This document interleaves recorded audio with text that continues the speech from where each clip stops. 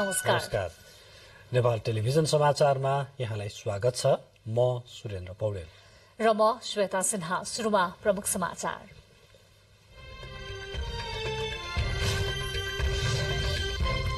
अव्यवस्थित शहरीकरणले शहरी सौन्दर्यता मासिँदै गएको प्रधानमन्त्री देउवाको भनाई। नगरलाई दिगो र हरित विकासको अवधारणाबाट अघि बढाउनु पर्ने उल्लेख। सरकार गठनको आह्वानसँगै संसदीय दलको नेता छान्दै दलहरू। एकीकृत समाजवादी राष्ट्रिय स्वतन्त्र पार्टी र जनमत पार्टीले चुने नेता छान्न कांग्रेसले पर्सि निर्वाचन गर्दै। चर्चामा आए जस्तो प्रधानमन्त्रीमा आफ्नो दावी नरहेको माओवादी अध्यक्ष प्रचण्डको भनाई। वाम लोकतान्त्रिक गठबन्धनकै नेतृत्वमा नयाँ सरकार गठन हुने नेपालको भनाई। निर्वाचित सांसदहरूको शपथ यही पुस 7 गते अन्तर्राष्ट्रिय सम्मेलन केन्द्र नयाँ बानेश्वरमा हुने। संसदमा दलको संख्या बढेपछि कार्यालय तयार गर्न संसद सचिवालय व्यस्त। थाइल्याण्डमा समुद्रमा डुबेको पानी जहाजसँगै हराइरहेका 31 जलसेनाको खोजी जारी। 75 जनाको उद्धार। हावाको तीव्र वेगले खोजी कार्य प्रभावित। समाचार अब विस्तारमा। प्रधानमन्त्री शेरबहादुर देउवाले मुलुकका ठूला साना सबै नगरलाई दिगो र हरित विकासको अवधारणाबाट अघि बढाउनु पर्ने खाँचो औल्याउनु भएको छ। नेपाल नगरपालिका संघको 8औं राष्ट्रिय अधिवेशनको उद्घाटन समारोहमा आज उहाँले अधिकांश नगरपालिका अव्यवस्थित शहरीकरणबाट गुज्रिरहेको उल्लेख गर्नुहुँदै यसले एकातिर नगरको प्राकृतिक सौन्दर्य र मौलिकतामा आघात पुगिरहेको र अर्कोतर्फ शहरहरू दिनानुदिन असुरक्षित र अस्वच्छ आवास क्षेत्रको रूपमा परिणत भइरहेको उल्लेख गर्नुभयो।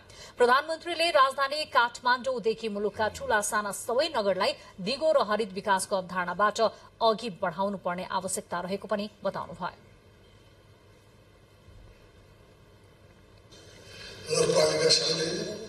संविधान स्थानीय सरकारलाई दिएको अधिकारको कार्यान्वयन गर्न कानुन बनाउने, क्षमता प्रति सहयोग पुर्याउने तथा समुद्र नगरको सफल चुनौतीलाई समेट्ने र प्रदेश सरकार समक्ष रोजगार गरी रचनात्मक सरकारको बाटो पहिचाउनु आगामी दिनमा थप सशक्त भूमिका निर्वाह गर्दै जाने मैले अपेक्षा लिएको छु।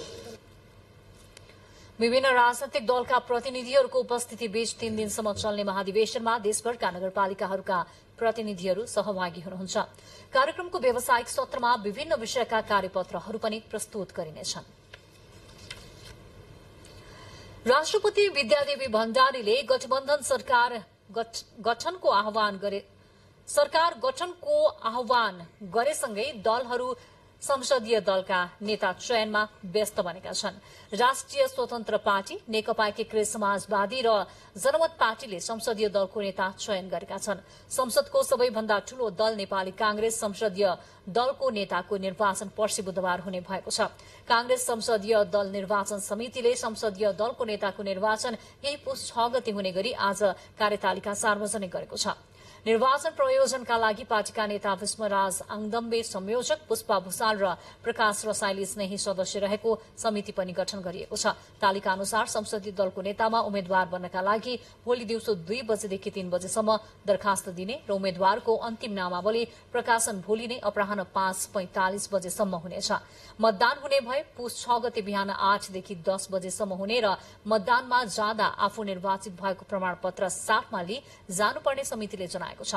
मतदान कांग्रेस संसदीय दलको कार्यालय परिसर सिंहदरबारमा हुने र लगत्तै मतगणना गरी परिणाम घोषणा गरिने जनाइएको छ। कांग्रेसमा संसदीय दलको नेता चयन प्रक्रिया अघि बढ्दा दलका नेताका आकांक्षीहरूले सांसदहरूसँगको भेटघाट र बैठकलाई बढ़ाउँदै लगेका छन्। नेपाली कांग्रेसबाट पार्टी सभापति शेरबहादुर देउवा, पार्टीका महामन्त्री गगन थापा, नेता शेखर कोइराला र वरिष्ठ नेता रामचन्द्र पौडेलले संसदीय दलको नेतामा आफूलाई अघि सार्ने तयारी गरिरहनु भएको छ। नेकपा एकीकृत समाजवादीको संसदीय दलको नेतामा माधव कुमार नेपाल चयन हुनुभएको छ।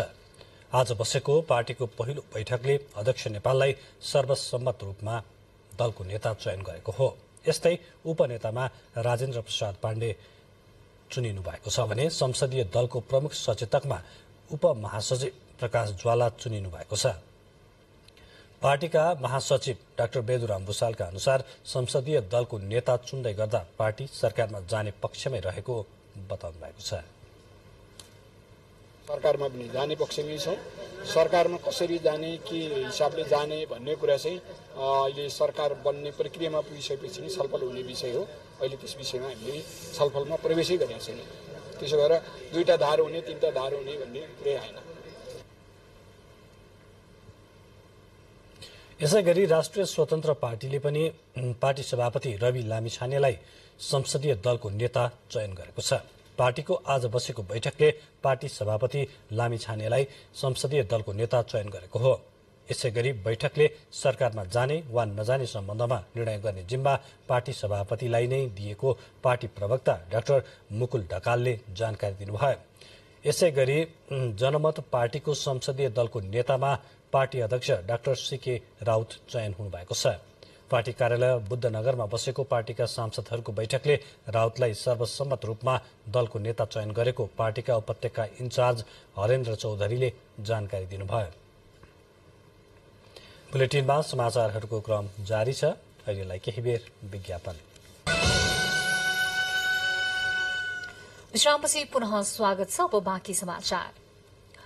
नेकपा माओवादी केन्द्रका अध्यक्ष पुष्पकमल दाहाल प्रचण्डले नेतृत्व गर्ने अवसर पाए जिम्मेवारी लिन आफू तयार भएको बताउनु भएको छ। चितवनको भरतपुरमा प्रेस सेन्टर चितवनले आयोजना गरेको पत्रकार सम्मेलनमा उहाँले बाहिर चलेको चर्चा जस्तो प्रधानमन्त्री दावी नगरेको तर सरकार गठनको लागि गठबन्धनभित्र छलफल चलिरहेको बताउनुभयो। अध्यक्ष प्रचण्डले राष्ट्रपतिले दिनुभएको समय सीमाभित्र नै सरकार निर्माणको टुङ्गो लगाइने पनि बताउनुभयो। उहाँले निर्वाचनपछि सबै राजनैतिक दल, नेता र नयाँ दलहरूसँग पनि छलफल चलिरहेको बताउनुभयो।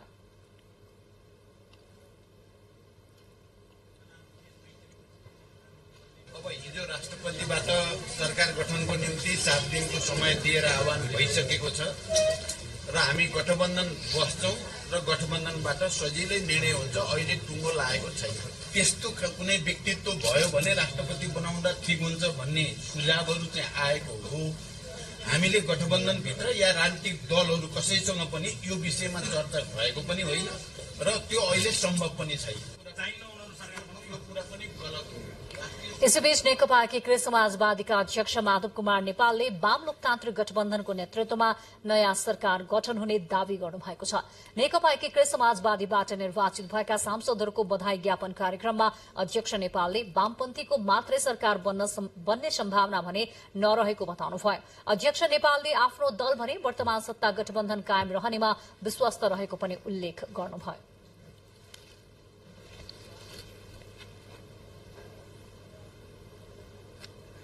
नयाँ शक्तिहरू पनि उदाएका छन्। त्यो सबै सन्दर्भमा पनि हामी नयाँ ढङ्गले समीक्षा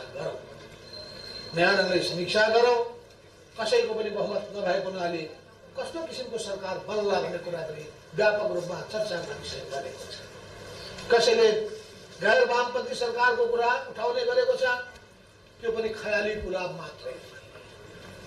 कसैले वामपन्थीको मात्रै सरकार बनाऊ भनेर सोचिरहेको छ, त्यो अर्मल्याउने कुरा मात्रै। आलोकनगर स्थित पार्टी कार्यालयमा भएको कार्यक्रममा पार्टीका सम्मानित नेता झलनाथ खनाल लगायतका नेताहरूले निर्वाचित सांसदलाई माला लगाइदिनु भएको थियो। मंसिर 4 गते सम्पन्न प्रतिनिधि सभा तथा प्रदेशसभा निर्वाचनमा नेकपा एकीकृत समाजवादीबाट प्रतिनिधि सभातर्फ 10 र प्रदेशसभामा 15 जना गरी कुल 25 जना निर्वाचित हुनु भएको छ।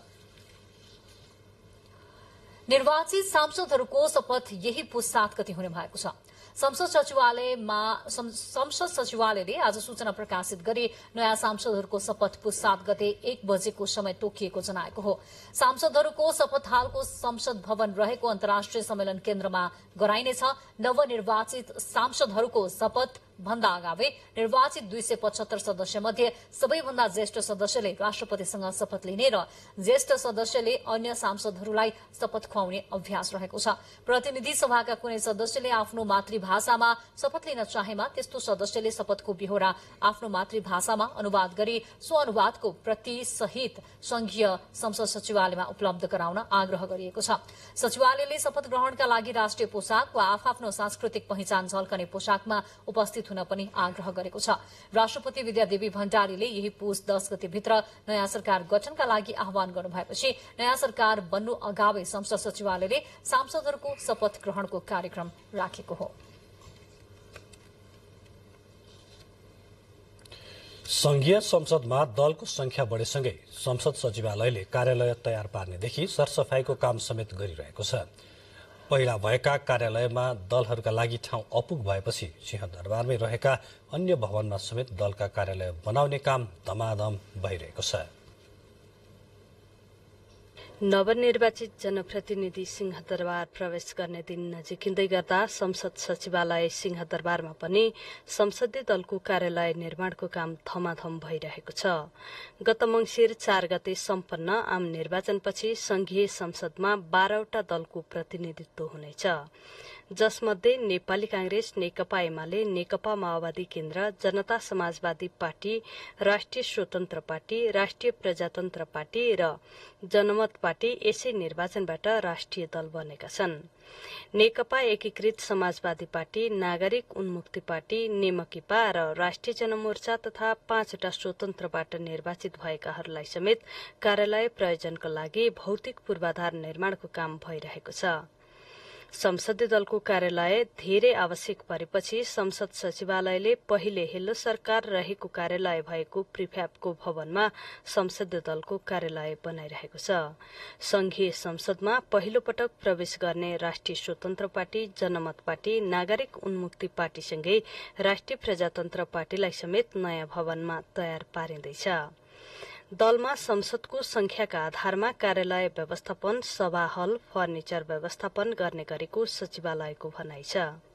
10 संख्यासम्मको एक खालको सेवा सुविधा उहाँले पाउने हुनुभयो 2 जनादेखि, अनि 10 भन्दा माथि भएमा एक खालको पाउने हुनुभयो। 10% पुर्याउने भयो भने चाहिँ फेरि त्यो अलि विशेष खालको सुविधा उहाँलाई मिल्छ। यसै 3 क्याटेगोरीको चाहिँ सेवा सुविधाहरूको व्यवस्था छ। संसद सचिवालयले राष्ट्रिय दल नभए पनि 2 जना भन्दा धेरै सांसद भएका दलहरूलाई संसदीय दलको कार्यालय सहितको सुविधा उपलब्ध गराउने व्यवस्था छ।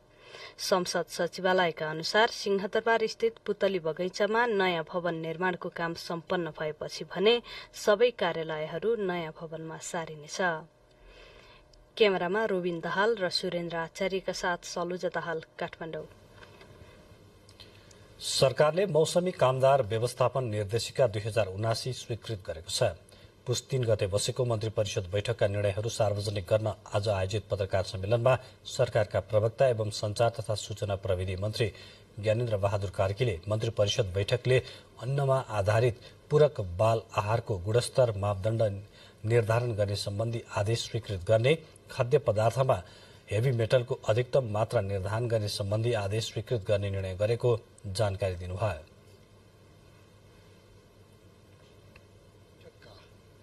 मुख्य निर्णयहरू म यहाँहरू मार्फत सार्वजनिक गर्न चाहन्छु। अन्नमा आधारित पूरक बाल आहारको गुणस्तर मापदण्ड निर्धारण गर्ने सम्बन्धी आदेश स्वीकृत गर्ने, खाद्य पदार्थमा हेभी मेटलको अधिकतम मात्रा निर्धारण गर्ने सम्बन्धी आदेश स्वीकृत गर्ने, नीलगिरी खोला 1 र 2 जलविद्युत आयोजनाको 220 केबी प्रसारण लाइन निर्माणका लागि राष्ट्रिय वन क्षेत्र प्रयोग गर्न दिने, माथिल्लो फावा खोला जलविद्युत आयोजना निर्माणका लागि राष्ट्रिय वन क्षेत्र प्रयोग गर्न दिने, संरक्षण क्षेत्रभित्रका जलविद्युत आयोजनाका लागि थप शर्त समावेश गर्ने सम्बन्धमा मौसमी कामदार व्यवस्थापन निर्देशिका 2079 स्वीकृत गर्ने। त्यसैगरी मन्त्री परिषद बैठकले कालीगण्डकी नदी क्षेत्रबाट 2 थान शिला जनकपुर स्थित जानकी मन्दिरलाई उपलब्ध गराउने स्वीकृति दिने निर्णय गरेको पनि मन्त्री कार्कीले जानकारी दिनुभयो। प्रतिनिधि सभा तथा प्रदेश सभा सदस्य निर्वाचन सफलतापूर्वक सम्पन्न भएको अवसरमा निर्वाचन आयोगले आज जलपान समारोहको आयोजना गरेको छ। गत मंसिर 4 गते सम्पन्न भएको प्रतिनिधि सभा तथा प्रदेश सभा सदस्य निर्वाचन सम्पन्न भएपछि आयोगले आयोजना गरेको कार्यक्रममा राष्ट्रपति विद्यादेवी भण्डारी, उपराष्ट्रपति नन्दबहादुर पुन, प्रधानमन्त्री शेरबहादुर देउवा, राष्ट्रिय सभाका अध्यक्ष, सुरक्षा निकायका प्रमुख सहित उच्च पदस्थ व्यक्तित्वहरूको सहभागिता रहेको थियो।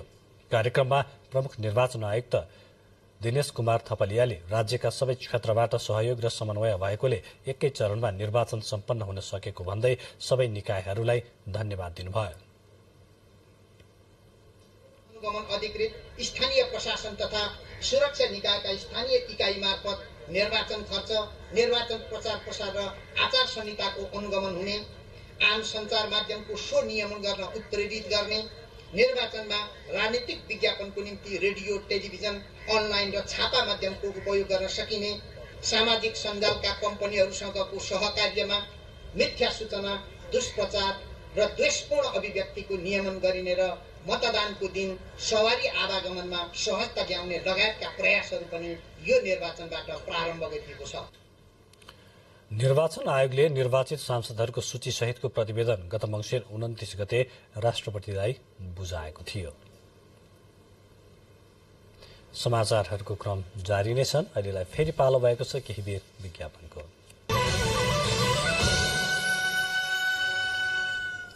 अब बाँकी समाचार। सुसेला संगीत समूहद्वारा आयोजित काव्यशाला सम्पन्न भएको छ। मण्डला थिएटरमा भएको काव्यशालामा कवि विनोद विक्रम केसीले 1 दर्जन भन्दा बढी कविता प्रस्तुत गर्नुभयो। मनको बह पोख्न भनौँ या साहित्यिक व्यास मेटाउन, जीवन, जगत र समाज बुझ्नकै लागि मानिस काव्यशाला बस्छन्। सोमबार मण्डला थिएटरमा सारङ्गीको मिठो धुन गुन्जिरहेको थियो। पृष्ठबाट मञ्चमा एक मुस्लो उज्यालो पोखिन्छ अनि कवि विनोद विक्रम केसी शान्त तलाउमा तरङ्ग लहरिए जस्तै गुन्जन हुन्छ। तिमी आयो मानौ दूर देशको शरणार्थी शिविरमा खानेकुरा बोकेर ट्रक आयो। आत्मा खोसिएकाहरूले पुनः आत्मा हासिल गरे र हाम्रो प्रेमले एकसाथ हृदय हाँस्दै धारण गर्यो। क्या सरस पागलपन। स्वप्निल प्रेमका कविता, सडकदेखि सदनका बखान, छुवाछुत आन्दोलन र युगीन क्रान्तिकारी खुराकहरू धारा प्रवाह पस्किरहनुहुन्छ। कवि पुस्तौंदेखि जकडिएर बसेको अन्तर्जातीय प्रेम विवाह र परिवर्तनका खातिर एउटी छोरीले आफ्नो घरबाट थालिएको संघर्षरत विद्रोहलाई कविले कवितामा वर्णन गर्दा अन्तरामा आएको तालीको गडगडाहटले कविता वाचन शैलीलाई थप मलजल मिलिरहेको थियो। यति मात्र कहाँ हो र, कवि विनोद केसीमय बनिरहेको काव्यशालामा सडक बढार्ने केटी शीर्षकको कवितालाई सुशीला संगीत समूहले संगीतमय बनाउँदा दर्शक दीर्घ मन्त्रमुग्ध थिए।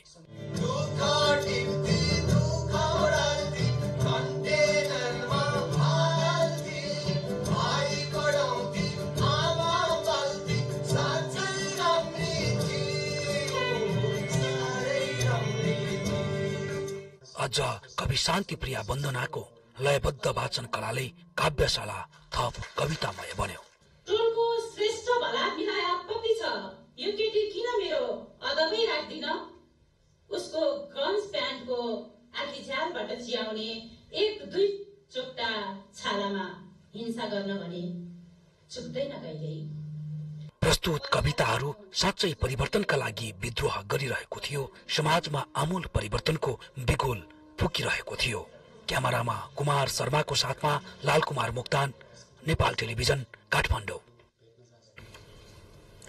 मध्य पहाड़ी लोकमार्ग अन्तर्गतको बागलुङ खण्डमा निर्माणको काममा ढिलाइ हुँदा सड़क प्रयोगकर्ताहरूलाई शास्ति भएको छ।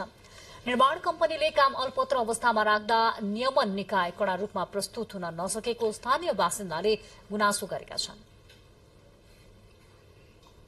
वर्षमा हिलाम्बै र हिउँदमा धुलाम्बै हुँदै आएको मध्य पहाड़ी लोकमार्ग चुनावी नारा मात्र बनेको छ। कालोपत्रे सम्पन्न गर्ने गरी 9 वर्ष अगाडि काम थालिएको मध्य पहाड़ी लोकमार्गको काम पूरा हुन सकेको छैन। उता बागलुङ घोडाबाँधे सड़क खण्डको 25 किलोमिटर सड़क खण्ड खुलेको 27 वर्षसम्म कालोपत्रे नै नगरी अल्पत्र अवस्थामा रहेको छ। निर्माण कम्पनीले काम अल्पत्र अवस्थामा राख्दा यात्रुहरू शास्तिपूर्ण रूपमा यात्रा गर्न बाध्य छन्। बर्खामा त झन् यति बिजोग छ यो मध्य पहाडी मार्ग। यो स्थानीयले सधैँ आवत गर्ने सड़क बिग्रिएको वर्षौं भइसक्यो। सम्बन्धित निकायको ध्यानाकर्षण समेत बारम्बार भइरहेका छन्, तर कालोपत्रेको काम पूरा हुन सकेको छैन। कालोपत्रेको लागि सूर्य कन्स्ट्रक्सनले जिम्मा लिई काम थाले पनि विभिन्न बहाना बनाई अल्झाउने काम गरेको छ। तर निर्माण कम्पनीका कर्मचारीहरूले महँगी र कोरोनाको कारण काम गर्न नसकिएको बताउँछन्। कोरोनाको कारणले गर्दाखेरि भयो। त्यसपछि लगत्तै महँगी वृद्धि भयो र अब काम सुरु गर्ने बेलामा बर्खाको कारण सिजन सुरु भइहाल्यो। त्यसले गर्दा काम समयमा सम्पन्न गर्न सकिएन। 2080 सम्म मध्य पहाडी लोकमार्गको काम सम्पन्न गर्ने गरी सम्झौता भएको आयोजनाको कार्यालयले जनाएको छ, तर कामले गति लिन भने सकेको छैन। खाद्य व्यवस्था तथा व्यापार कम्पनी लिमिटेड विराटनगरले पौष 12 गतेदेखि कृषकहरूको धान खरिद गर्ने भएको छ। सरकारले तोकेको समर्थन मूल्य अनुसार धान नकिनेको आरोप लागिरहेका बेला सो कार्यालयले धान खरिदको प्रक्रिया शुरू गरेको हो। विराटनगर स्थित खाद्य व्यवस्था तथा व्यापार कम्पनी लिमिटेडको प्रादेशिक कार्यालयलाई 1000 मेट्रिक टन मात्र धान खरिद गर्न आदेश आएको कार्यालयले जनाएको छ। कार्यालयले सम्बन्धित पालिकाको कृषि शाखाको सिफारिसका आधारमा धान खरिद गर्ने कार्यालयका निमित्त प्रमुख महेन्द्र सिटौलाले जानकारी दिनुभयो। सरकारले मोटा धानको समर्थन मूल्य प्रति क्विन्टल 2967 रुपैयाँ र मध्यम धानको 3128 रुपैयाँ तोकेको छ। गण्डकी प्रदेशको सबैभन्दा ठूलो अस्पताल पोखरा स्वास्थ्य विज्ञान प्रतिष्ठानमा नयाँ सिटी स्क्यान मेसिन जडान गरिएको छ। हरेक दिन 1000 देखि 1200 जनासम्म बिरामी उपचारका लागि पुग्ने सो प्रतिष्ठानमा टाउकाका बिरामीको उपचारमा सिटी स्क्यान मेसिन महत्वपूर्ण बनेको छ। बिग्रेको मेसिन मर्मत गर्दा नबनेपछि नयाँ खरिद गरिएको पोखरा प्रतिष्ठानका निर्देशक डाक्टर भरत खत्रीले बताउनुभयो। मेसिन जडान गर्ने काम सम्पन्न भए पनि एन्जियोग्राफी गर्ने कामका लागि भने अझै केही समय लाग्ने डाक्टर खत्रीले जानकारी दिनुभयो। तपाईँ यति बेला नेपाल टेलिभिजनको बेलुकी 8 बजेको एनटिभी न्यूज हेर्दै हुनुहुन्छ। बुलेटिनमा प्रमुख समाचार फेरि एकपटक। अव्यवस्थित शहरीकरणले शहरी सौन्दर्यता मासिँदै गएको प्रधानमन्त्री देउबाको भनाई। नगरलाई दिगो र हरित विकासको अवधारणाबाट अघि बढाउनुपर्ने खाँचो रहेको उल्लेख। सरकार गठनको आह्वानसँगै संसदीय दलको नेता छान्दै दलहरू। एकीकृत समाजवादी, राष्ट्रिय स्वतन्त्र पार्टी र जनमत पार्टीले चुने नेता छान्न कांग्रेसले पर्सि निर्वाचन गर्दै। चर्चामा आए जस्तो प्रधानमन्त्रीमा आफ्नो दावी नरहेको माओवादी अध्यक्ष प्रचण्डको भनाई। वाम लोकतान्त्रिक गठबन्धनकै नेतृत्वमा नयाँ सरकार गठन हुने नेता नेपालको भनाई। निर्वाचित सांसदहरूको शपथ यही पुस 7 गते अन्तर्राष्ट्रिय सम्मेलन केन्द्र नयाँ बानेश्वरमा हुने। संसदमा दलको संख्या बढेपछि कार्यालय तयार गर्न संसद सचिवालय व्यस्त। थाइल्याण्डमा समुद्रमा डुबेको पानी जहाजसँगै हराइरहेका 31 जलसेनाको खोजी जारी। 75 जनाको उद्धार। हावाको तीव्र वेगले खोजी कार्य वर्चस्व। पूर्व पश्चिम हुलाकी राजमार्गमा पर्ने धनुषा जिल्लाको विदेह नगरपालिकाले थोरै जग्गामा नमूना नगर भवन निर्माण गरेको छ। धनुषा जिल्लामा रहेको 18 वटा पालिका मध्ये सदरमुकाम जनकपुरबाट 20 किलोमिटर पूर्व दिशामा अवस्थित विदेह नगरपालिकाले पुरानो गाविस भवनमा कामकाज सञ्चालन गर्दै आएको थियो। अहिले निर्माण भएको भूकम्प रहित आधुनिक सेवा सुविधा सम्पन्न भवनमा सभाकक्ष, महिला पुरूषको छुट्टाछुट्टै शौचालय, क्यान्टिन, कम्पाउन्ड वाल, प्रतीक्षालय लगायतका कक्षहरू रहेका छन्। नगरपालिकाले आफ्नै आय स्रोतको 1 करोड़ रुपियाँको लगानीमा भवन निर्माण गरेको हो। स्याङ्जामा बंगुर व्यवसाय गर्दै आएका किसानहरू समस्यामा परेका छन्। बजारमा बंगुरको मासुको माग घट्दै जान थालेपछि बंगुर पालन गर्ने कृषकहरू समस्यामा परेका हुन्। रामबाछा, डौवा, पिपलटारी लगायतका क्षेत्रमा 5 करोड़ रुपियाँको लागतमा सञ्चालनमा रहेका बंगुर फार्महरू बन्द हुने अवस्थामा पुगेका छन्।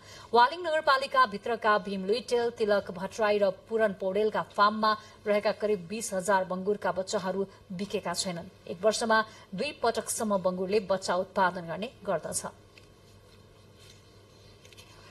वर्षा नभएपछि डोटीमा हिउँदे बाली सुक्न थालेको छ। लामो समयसम्म परेको खडेरीका कारण जिल्लामै गहुँ, जौ, केराउ, मसुरो लगायतका बाली सुक्न थालेका हुन्। खडेरीका कारण हिउँदे बाली सुक्न थालेपछि कसरी परिवार पाल्ने हो भन्ने चिन्ताले सताउन थालेको बडीकेदार गाउँपालिका 2 खडेउलीका किसान अनिल घरती मगरले बताउनुभयो। आकाशे पानीको भरमा खेती गरिने जिल्लाको अधिकांश क्षेत्रमा पानी नपरेपछि सबैजसो बाली सुक्न थालेको छ। जिल्लामा 14,298 हेक्टर जमीनमा गहुँ खेती गरिँदै आइएकोमा 6,435 हेक्टर मात्रै सिंचाईको सुविधा छ। खडेरीकै कारण पिउनलाई समेत पानी अभाव हुने अवस्था आएको स्थानीयले बताएका छन्। म्याग्दीको बेनी नगरपालिका 3 राखु गाउँले गाउँभरि सुन्तला खेती गरेका छन्। गाउँका बासिन्दाले मुख्य आमदानीको स्रोत नै सुन्तला खेतीलाई बनाएका छन्। उनीहरूले कोदो, मकै, गहुँ लगायत अन्न बालीको विकल्पमा सुन्तला खेती गरेका हुन्। वर्षमा 2 मुरी अन्न फल्ने बारीमा 2 देखि 3 लाख रुपैयाँ बराबरको सुन्तला उत्पादन हुने गरेको स्थानीय किसानले बताएका छन्।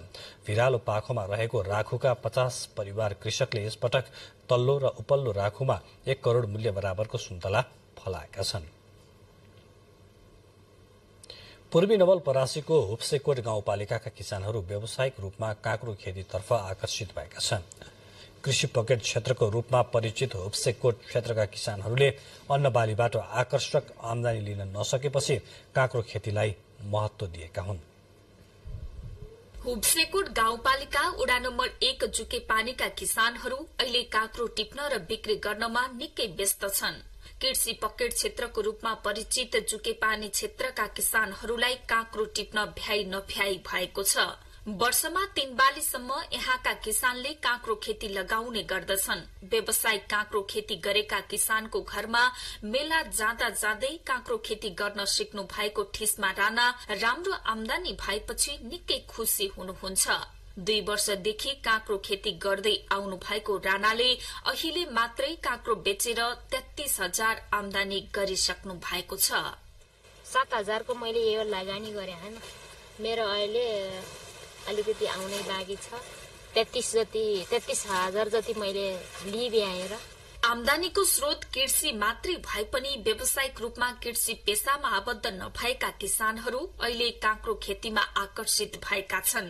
धानबाली मात्रै लगाउँदै आउनु भएको दिलमाया राणाले काँक्रोबाट मनकै आमदानी गर्न सकिने थाहा पाएपछि 4 वर्षदेखि व्यावसायिक रूपमा काँक्रो खेती लगाउँदै आउनु भएको छ। पहिले यो भन्दा 2-4 वर्ष भन्दा अगाडि नै हामीले यो काम गरे भए अहिले श्रीमानलाई विदेश पठाउनु पर्ने बाध्यतै हुन्थेन कि हामीमा। त्यो सोच चाहिँ हामीले पछि गरियो के। यहाँ उत्पादित काँक्रो व्यापारीहरूले खरिद गरी काठमाडौँ पठाउने गर्दछन्। किसान र व्यापारी बीच बिचौलिया नभए अझै राम्रो आमदानी हुने किसानहरू बताउँछन्। हुप्सेकोट गाउँपालिकाको वडा नम्बर 1, 3 र 4 नम्बर वडामा काँक्रो खेती हुँदै आएको छ। यहाँको करिब 200 बिघा क्षेत्रफलमा समूह र व्यक्तिगत गरी 300 जना भन्दा बढी किसानहरूले काँक्रो खेती लगाउँदै आएका छन्। धनु भूषाल, नेपाल टेलिभिजन, गण्डकी प्रदेश, पूर्वी नवलपरासी। अब एउटा मुलुक बाहिरको प्रसंग छ। थाइल्याण्डको जलसेनाको एउटा पानी जहाज समुद्रमा डुब्दा 31 जना बेपत्ता भएका छन्।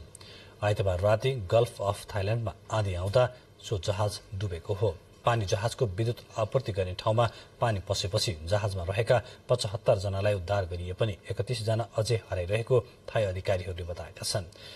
जहाज डुब्न लागेपछि 3वटा जहाज र हेलिकप्टर उद्धार गर्न पठाइएको र दुर्घटनाको कारण पत्ता लगाउन छानबिन समिति गठन गरिएको थाई सेनाले जनाएको छ। अब छोटो विश्राम, त्यसपछि बाँकी समाचार क्रम।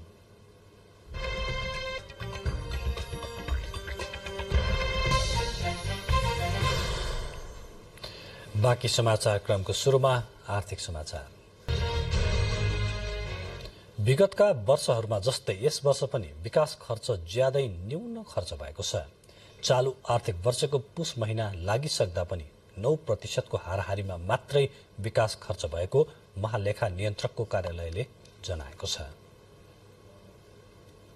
सरकारले विकास खर्च गर्ने सुस्त प्रवृत्तिमा अझै सुधार गर्न सकेको छैन। चालू आर्थिक वर्षको 6 महिना लागिसक्दा पनि विकास खर्चको अवस्था भने निकै नाजुक देखिन्छ। महालेखा नियन्त्रकको कार्यालयका अनुसार चालू आर्थिक वर्षको पुस 3 गतेसम्म सरकारको खर्च 30% नाग्दा विकास खर्च भने 9.16% अर्थात 34 अर्ब रुपियाँको हाराहारीमा मात्रै खर्च भएको देखिएको छ। चालू आर्थिक वर्षका लागि सरकारले पुँजीगत शीर्षकका लागि 3 खर्ब 80 अर्ब 38 करोड 45 लाख रुपियाँ बजेट छुट्याएको थियो। हाम्रो विगतदेखि चाहिँ हेर्दाखेरि पनि अब बल्ल पुँजीगत खर्च चाहिँ अगाडि बढ्ने समय चाहिँ आउँदैछ लक्ष्यको तुलनामा, र पनि फेरि हाम्रो चाहिँ विगतमा पनि पुँजीगत खर्च लक्ष्य अनुसार अथवा हामीले जति खर्च गर्नुपर्ने हो, हाम्रो जति स्वीकृत बजेट हो, कार्यक्रम हो, त्यो सबै सम्पन्न हुन सकेको देखिँदैन हैन। सरकारले चालू आर्थिक वर्षका लागि कुल 17 खर्ब 93 अर्ब 83 करोड 73 लाख बराबरको बजेट ल्याएको थियो, जसमा मंसिर मसान्तसम्ममा 4 खर्ब भन्दा बढी खर्च भइसकेको छ। यस अवधिमा सरकारको राजस्व संकलन करिब 24% भएको देखिएको छ। क्यामेरामा शिव पंगेनीका साथमा कमला अर्याल, नेपाल टेलिभिजन, काठमाडौँ। नेपाल पर्यटन बोर्डले सन् 2023 मा 8 लाख पर्यटक भित्र्याउने लक्ष्य राखेको छ। कोरोना महामारीले 2 वर्ष सुस्ताएको पर्यटन क्षेत्रलाई पुरानै लयमा फर्काउन बढ़ीभन्दा बढ़ी प्रचारात्मक कार्यक्रम गर्ने तयारी गरिएको छ। नेपाल पर्यटन बोर्डले आगामी सन् 2023 मा 8 लाख भन्दा बढ़ी विदेशी पर्यटक नेपाल भित्राउने लक्ष्य राखेको छ। सन् 2019 मा 11,97,000 भन्दा बढ़ी पर्यटक नेपाल आएका थिए, तर विगत 2 वर्ष यता कोरोना महामारीका कारण पर्यटक आगमन खुम्चिन पुगेको छ। सन् 2022 को 11 महिनामा 5.5 लाख विदेशी पर्यटकले नेपाल भ्रमण गरेको तथ्याङ्क छ। सन् 2021 मा भने 1,50,000 र सन् 2020 मा 2,30,000 विदेशी पर्यटकले नेपाल भ्रमण गरेका थिए। पर्यटन क्षेत्रलाई पुरानै लयमा फर्काउन पर्यटन बोर्डले राष्ट्रिय तथा अन्तर्राष्ट्रिय स्तरमा प्रचारात्मक कार्यक्रम आयोजना गर्ने तयारी गरेको छ। अमेरिकादेखि यो पेसिफिक ओसनले छोएका देशहरू सबै त्यसका सदस्य राष्ट्रहरू छन्। ती राष्ट्रहरूबाट बढीभन्दा बढी टुर अपरेटर, ट्राभल एजेन्ट्सहरू, त्यसपछि चाहिँ मिडिया ब्लगरहरू हैन भ्लगरहरू उहाँहरूलाई ल्याएर हामीले काठमाडौँमा त्यो आयोजना गर्छौँ। कम्तीमा 3 दिनको हुन्छ त्यो। यी चाहिँ हाम्रो राष्ट्रिय स्तरमा हामीले अन्तर्राष्ट्रिय स्तरका प्रबन्धनका कार्यक्रमहरू भए। आगामी जनवरीदेखि काठमाडौँ लगायत नेपालका भारतसँग सीमा जोडेका स्थान तथा भारतका प्रसिद्ध पर्यटक स्थलमा पर्यटन व्यवसायी, विभिन्न क्षेत्रका सेलिब्रिटी तथा टुर अपरेटरहरूको सहभागितामा हिमालय ट्राभलिङ मार्ट आयोजना गरिनेछ। यसैगरी अमेरिका, युरोप तथा पेसिफिक क्षेत्रका पर्यटक भित्राउन काठमाडौँमा 3 दिने अन्तर्राष्ट्रिय स्तरको सेमिनार गर्ने, अन्तर्राष्ट्रिय स्तरमा आयोजना हुने पर्यटन सम्बन्धी कार्यक्रमहरूमा सहभागी भई नेपालको पर्यटन प्रबन्धनका काम गर्ने बोर्डको तयारी छ। यस्तै पहिले देश अनि विदेश भन्ने नारा सहित पूर्व मेचीदेखि पश्चिम महाकालीसम्म स्वदेशी पर्यटकलाई लक्षित गरी प्रचारात्मक कार्यक्रम आयोजना गर्ने तथा धार्मिक पर्यटक आकर्षण गर्न लुम्बिनी, पशुपति तथा मुक्तिनाथ बारे थप प्रचार प्रसारका कार्यक्रमहरू अघि बढाउने बोर्डको भनाइ छ। क्यामेरामा सुरेन्द्र आचार्यका साथ पवन वर्षा शाह, नेपाल टेलिभिजन, काठमाडौँ। अब मौसम। प्रदेश 1 बागमती र गण्डकी प्रदेशका पहाड़ी भूभागमा आज राति आंशिकदेखि सामान्य बदली रही बाँकी भूभागमा आंशिक बदली देखि मौसम सामान्यतया सफा रहने तथा प्रदेश 1 का पहाड़ी भूभागको 1-2 स्थानमा हल्का वर्षाको सम्भावना रहनुको साथै प्रदेश 1 बागमती र गण्डकी प्रदेशका उच्च पहाड़ी तथा हिमाली भूभागको 1-2 स्थानमा हल्का हिमपातको पनि सम्भावना रहेको मौसम पूर्वानुमान महाशाखाले जनाएको छ। काठमाडौँमा आज राति न्यूनतम तापक्रम 6 र 8 तथा भोलि दिउँसोको अधिकतम तापक्रम 19 र 21 डिग्री सेल्सियस भित्र रहने अनुमान गरिएको छ। अब मौसम सम्बन्धी थप विवरण।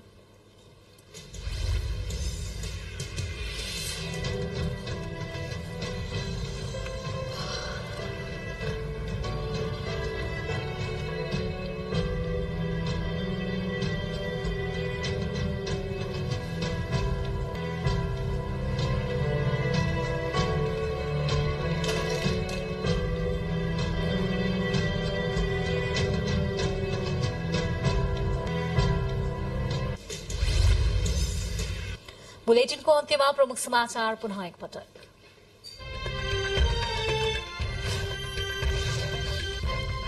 अव्यवस्थित शहरीकरणले शहरी सौन्दर्यता मासिँदै गएको प्रधानमन्त्री देउवाको भनाई। नगरलाई दिगो र हरित विकासको अवधारणाबाट अघि बढाउनु पर्ने उल्लेख। सरकार गठनको आह्वानसँगै संसदीय दलको नेता छान्दै दलहरू एकीकृत समाजवादी, राष्ट्रिय स्वतन्त्र पार्टी र जनमत पार्टीले चुने नेता छान्न कांग्रेसले पर्सि निर्वाचन गर्दै। चर्चामा आए जस्तो प्रधानमन्त्रीमा आफ्नो दावी नरहेको नेपालको भनाई। निर्वाचित सांसदहरूको शपथ यही पुस 7 गते अन्तर्राष्ट्रिय सम्मेलन केन्द्र नयाँ बानेश्वरमा हुने। संसदमा दलको संख्या बढेपछि कार्यालय तयार गर्न संसद सचिवालय व्यस्त। थाइल्याण्डमा समुद्रमा डुबेको पानी जहाजसँगै हराइरहेका 31 जन सेनाको खोजी जारी, 75 जनाको उद्धार, हावाको तीव्र वेगले खोजी कार्य प्रभावित। हवस्, यिनै समाचारहरूसँगै अहिलेलाई बुलेटिन सकिएको छ। हामी सबैलाई बिदा दिनुहोस्। नमस्कार।